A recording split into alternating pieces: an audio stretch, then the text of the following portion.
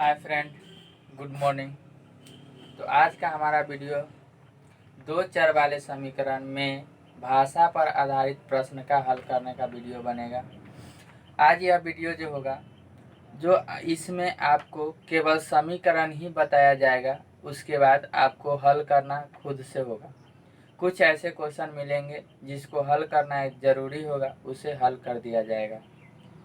तो अगली बात यह है, सबसे पहले हम लोग देखते हैं क्वेश्चन क्या है। तो क्वेश्चन हमारे पास दिया गया है, सबसे पहले ऊपर ही लिख दिया गया है, दो चर वाले समीकरण में भाषा पर आधारित प्रश्न।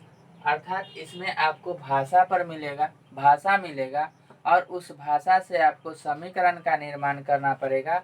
और निर्माण करने के बाद आपको समीकरण किसी भी विधि से, ग्राफीय विधि से हो या लुप्तीकरण विधि से हो या ब्रजगुणन विधि से हो या अनुपात निर्माण विधि से हो, आपको जिस विधि से याद हो उस विधि से हल कर लेना है। संयोग होता क्या है, अक्सर आप लोग देखिएगा बुक में या कहीं पे भी, तो आपको यही मिलेगा कि लुप्तीकरण विधि से सलूशन किया गया है। मैं भी आपको यही कहूँगा कि आप भी लुप्तीकरण विधि से ही हल कीजिएगा, क्योंकि लुप्तीकरण विधि ही सबसे आसान तरीका होता है।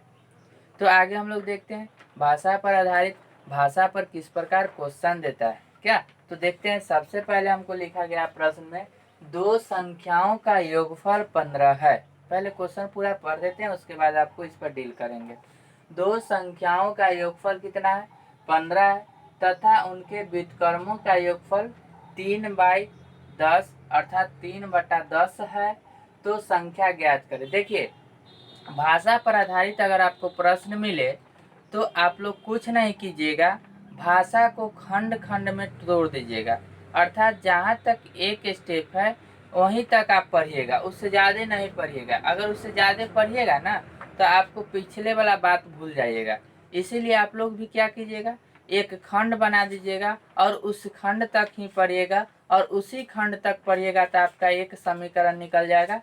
फिर आपको उससे आगे एक खंड पढ़िएगा तो आपको समीकरण 2 निकल जाएगा, और फिर उससे थोड़ा सा आगे पढ़िएगा तो आपको क्या निकालना है, अर्थात किसका मान निकालना है, वह बन जाएगा। तो सबसे पहले हम लोग क्या करते हैं, एक खंड तोड़ते हैं। तो खंड देखिए, अब ऐसा नहीं जो दो संख्या देखिए और तोड़ दिए, बस इतना ही पढ़ेंगे, नहीं।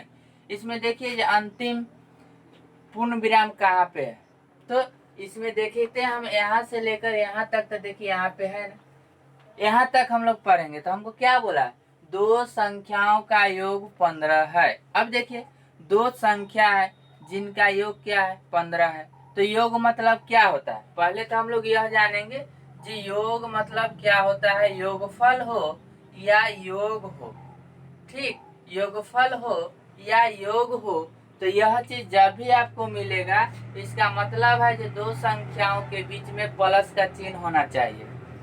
तो अगर योगफल हो या योग हो तो दो संख्याओं के बीच में किसका चिन्ह होना चाहिए, प्लस का होना चाहिए। ये चीज सबसे ज्यादा इम्पोर्टेंट है। उसके बाद एक आता है अंतर, तो दो संख्याओं के बीच में माइनस का चिन्ह होना चाहिए।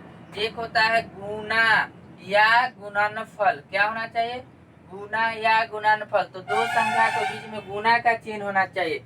एक होता है भाग या भागफल, तो दो संख्याओं के बीच में भाग का चिन्ह होना चाहिए। अब देखिए यहाँ पे इसी चीज को याद रखिएगा, तो आपका इस प्रकार का क्वेश्चन यानी कि भाषा पर आधारित प्रश्न जो होगा वह आपको सॉल्व हो जाएगा। ठीक है, तो इसको साफ कर देते हैं। उसके बाद देखिए, ये समझ में आ गया। अब देखिए यहाँ पे दो संख्याएं हैं, और ऐसे भी आपको यह पता है कि यह दो संख्याएं हैं, तो आपको यह भी पता है कि हमारा जो प्रश्न बन रहा है वह दो चर राशि से बन रहा है, तो दो चर राशि वाले समीकरण से बन रहा है। तो ऐसे स्थिति में हम लोग क्या करेंगे, जब भी मानेंगे तो दो चर ही मानेंगे। अब देखिए, दो संख्या है तो चर राशि भी दो होना चाहिए, क्योंकि मुझे संख्या पता नहीं है। अर्थात इसमें हम लोग ज्यादातर मानकर ही प्रश्न को हल करेंगे। ठीक है, तो इस बात को पहले हमको लिखना पड़ेगा। तो क्या लिखना पड़ेगा, तो हम लोग लिखेंगे, माना कि पहली संख्या x है तथा दूसरी संख्या y है। अब देखिए ये चीज तो हम लोग मान लिए हम अपना मन से, क्योंकि हमको बोला है जो दो संख्या है उसका योगफल 15 है, लेकिन हमको आगे क्या करना है, हमको हर हाल में मानना ही पड़ेगा। अब हम लोग प्रश्न पर आधारित जो है उसी बात को लिखने जा रहे हैं। इसके बाद इतना लिखने के बाद आप लोग क्या कीजिएगा, इतना लिखने के बाद लिखेगा अब प्रश्न से, या प्रश्न से तो प्रश्न से जैसे ही लिखेंगे तो अब हम लोग प्रश्न वाली बात जो यहाँ तक पढ़े उस वहां तक लिखेंगे। क्या बोला है, दो संख्याओं का योगफल 15 है। तो हम यहाँ पे दो संख्या कौन कौन लिए थे, तो हम दो संख्या लिए थे, एक x था और एक y है। ये दोनों का योगफल, तो क्या बोले योगफल लगेगा तो दो संख्याओं के बीच में क्या चीज का चिन्ह होना चाहिए, प्लस का चिन्ह होना चाहिए। दो संख्याओं का योगफल, योगफल मतलब क्या, इसको जब जोड़ेंगे तो हमको क्या प्राप्त होगा, 15 प्राप्त होगा। अर्थात देखिए यहाँ पे दो संख्याओं का योगफल क्या है, 15 हो गया। यही हमारा पहला समीकरण हो गया, अर्थात यह हमारा पहला समीकरण हो गया। देखिए एक पैराग्राफ हम लोग पढ़े और समीकरण एक निकाल लिए। अब दूसरा पैराग्राफ देखते हैं। दूसरा पैराग्राफ में क्या बोला, तथा, क्या बोला, तथा बोले या और बोले कोई प्रॉब्लम नहीं है, ठीक। अब यहाँ से देखिए उनके व्युत्क्रम का योगफल। अब बताइए हमारा संख्या अगर x है और दूसरी संख्या y है तो इसका व्युत्क्रम क्या होता है। तो व्युत्क्रम का हिंदी में अगर हम लोग अपनी भाषा में समझे तो उसको कहा जाता है उल्टा। क्या कहा जाता है, उल्टा। तो उल्टा क्या होता है, तो उल्टा जब भी बोलेगा, अगर संख्या उल्टा बोलेगा तो हम लोग अंश और हर पर पहुंचेंगे। किस पर पहुंचेंगे, अंश और हर पर। और जैसे ही उल्टा बोल देगा इसका मतलब होता है जो हर ऊपर और अंश नीचे। जब भी हमको संख्या उलटने के लिए बोलेगा तो यही काम करेंगे, संख्या हमारा रहेगा अंश और हर के रूप में, और उल्टा करने के लिए जैसे ही कहेगा तो हम लोग हर ऊपर लिख देंगे और अंश नीचे लिख देंगे। अर्थात देखिए अब यहाँ पे हमारे पास संख्या अगर x है और इसको कहेगा जो उलटिए, तो उलटिए का मतलब कि अब हमको यह जानना होगा कि इसके अंश में क्या है और इसके हर में क्या है। तो देखिए किसी भी संख्या के नीचे लोग कहते हैं जो एक छिपा हुआ रहता है, क्या। तो देखिए यहाँ पे x यह हो गया और यह 1 हो गया। अब बताइए इसमें यह अंश हुआ और यह क्या हो गया, हर हो गया। अब इसको उल्टा करना था, x को उल्टा करना था, तो x को जब उल्टा करेंगे तो हर ऊपर कर देंगे, अंश नीचा कर देंगे, यानी कि x का उल्टा 1/x। इसी तरह अब x का उल्टा 1/x जब हो सकता है तो y का उल्टा 1/y होगा कि नहीं होगा, होगा। तो यहाँ पे फिर हमको लिखना पड़ेगा पुनः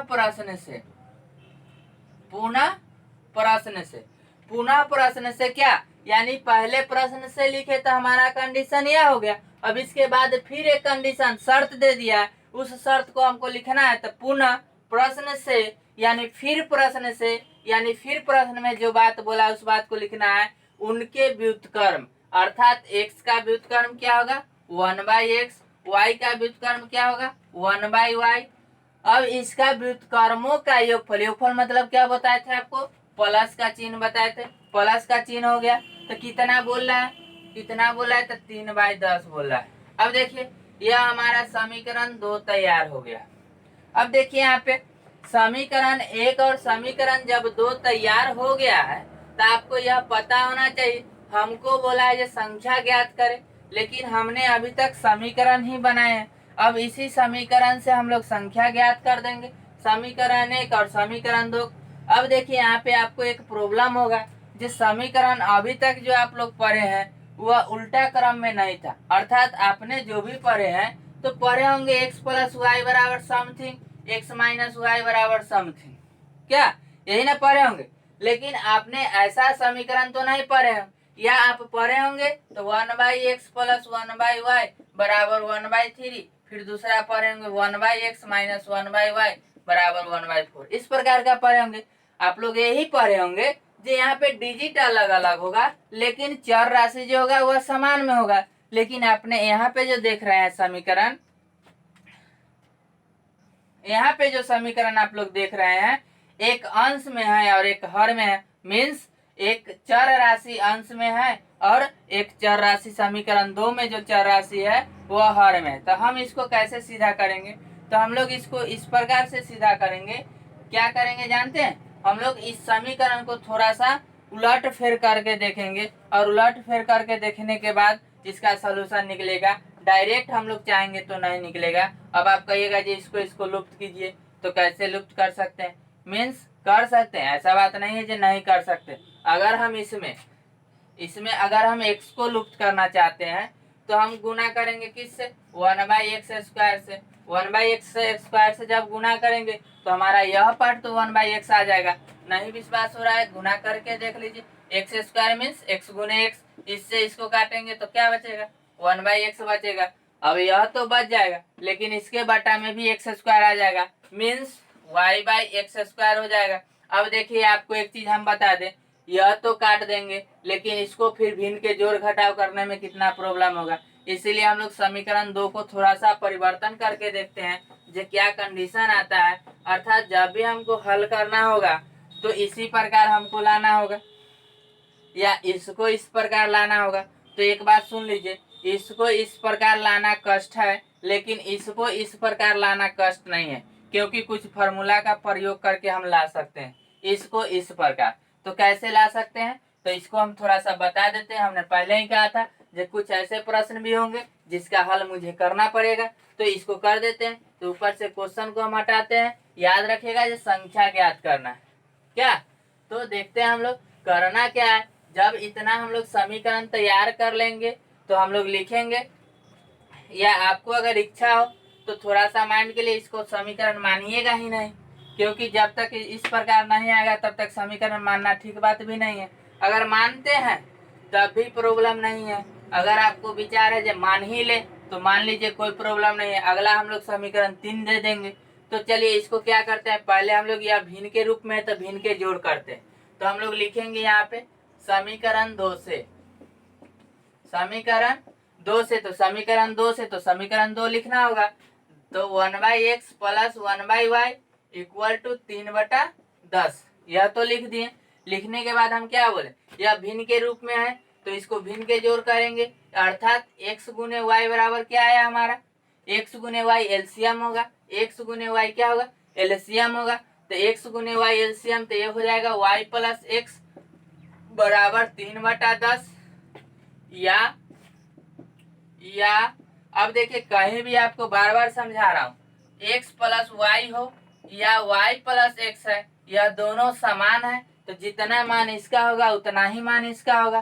तो यहाँ पे देखिए समीकरण 1 में देखिएगा गौर से, x प्लस वाई का मान कितना है, 15 है। तो 15 बराबर xy बराबर 3/10। अब देखिए एक चीज और आप लोग समझ जाइए, समझना आपको यही है, समझना आपको यही है। क्या समझना है इसे देख लीजिएगा। तो कहना क्या है, जब बराबर है तो ऊपर से ऊपर और नीचे से नीचे कटता है, तो इसको 5 मरतबे काट देंगे, लेकिन यह और यह तो नहीं कटेगा। अब इसको क्रॉस मल्टीप्लाई करेंगे, या एक्स वाई बराबर 5 के 50। अब देखिए यहाँ पे x गुने वाई का भी मान आ गया, लेकिन हमको किस प्रकार लाना है, या तो इस प्रकार लाना है, इसी प्रकार लाना है। चाहे यहाँ पे प्लस हो या माइनस आ जाए कोई प्रॉब्लम नहीं है, लेकिन लाना है हमको इसी के रूप में, अंश के रूप में। चलिए तो हम इसको भी कर लेते हैं। आपने एक फार्मूला पढ़ा होगा, क्या पढ़ा होगा जानते हैं, a माइनस बी के होल स्क्वायर बराबर a प्लस बी के होल स्क्वायर माइनस 4ab। इस फार्मूला को याद कीजिएगा। तो ए बी के जगह अगर हम एक्स वाई रख दें, एक्स प्लस वाई रख दें, तो शायद हमारा फार्मूला बन सकता था, यानी कि x माइनस वाई बराबर, फार्मूला देखिए x माइनस वाई के होल स्क्वायर बराबर x प्लस वाई के होल स्क्वायर माइनस 4xy। अब इसी फार्मूला से अगर हम इसको तोड़ते हैं तो हमारा लास्ट में पॉइंट जो आएगा, जिस प्रकार यह है x प्लस वाई बराबर 15, तो वहां पे हमारा जो मान आएगा x माइनस वाई बराबर समथिंग। जब तक हम हल नहीं करेंगे तब तक बता नहीं सकते हैं। तो सबसे पहले हम इसको इसी फार्मूला से अब लिखेंगे, चूंकि x माइनस वाई के होल स्क्वायर बराबर x प्लस वाई का होल स्क्वायर माइनस 4xy। अब देखिए हम इसी फार्मूला से ये चीज याद रखिएगा, एक समीकरण 1 जो था हमारा यह था। अब देखिए यहाँ पे ए हो गया, तो इसीलिए चूंकि इसीलिए x plus x minus Y का मान तो मुझे पता नहीं है, लेकिन हमको x प्लस वाई का मान कितना था 15 के स्क्वायर माइनस 4 गुने इसका भी मान आपको पता था 50। अब देखिए 15 का स्क्वायर आपको कितना होता है ये बात आपको पता होना चाहिए। या x माइनस वाई का होल स्क्वायर 15 का स्क्वायर अर्थात 15 गुने 15 जब करेंगे तो यह आ जाएगा हमारा 225 माइनस 15 चौका 5 चौक 20 और एक शून्य यानी 50 के 4 से गुना करेंगे तो 200 आएगा। कितना आएगा 200 आएगा। अब देखिए यहाँ पे या x माइनस वाई के होल स्क्वायर। अब बताइए आप ही लोग 225 में से 200 घटाएंगे तो कितना बचेगा तो 25 बचेगा। अब देखिए या x माइनस वाई बराबर रूट अंडर 25 इस पर से स्क्वायर हटेगा तो उधर रूट चलेगा।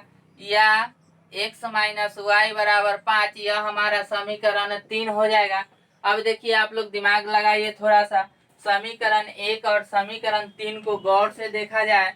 समीकरण 1 और समीकरण 3 को गौर से देखा जाए। गौर से देखने के बाद हमको यही पता चल रहा है कि अब हमारा समीकरण समान रूप में आ गया है। तो जब हमारा समीकरण समान रूप में आ गया है तो हम लोग हल भी कर सकते हैं। तो हल करेंगे तो किस विधि से करेंगे तो हमने कहा था आप लोगों को लुप्तीकरण विधि से ही कीजिएगा। तो लुप्तीकरण विधि से जब हल करेंगे तो हम लोग यह देखना होगा जो किसको लुप्त करना चाहते हैं। तो अक्सर जो आसान होता है उसी को लुप्त करते हैं। तो देखिए अगर समीकरण 1 में देखिए x प्लस है y और समीकरण 2 में देखिए समीकरण 3 में देखिए x माइनस है y। तो ऐसे स्थिति में y को लुप्त करना ही हम लोग के लिए अच्छा होगा क्योंकि डिजिट तो समान भी है चिन्ह भी असमान है। केवल लिख देना है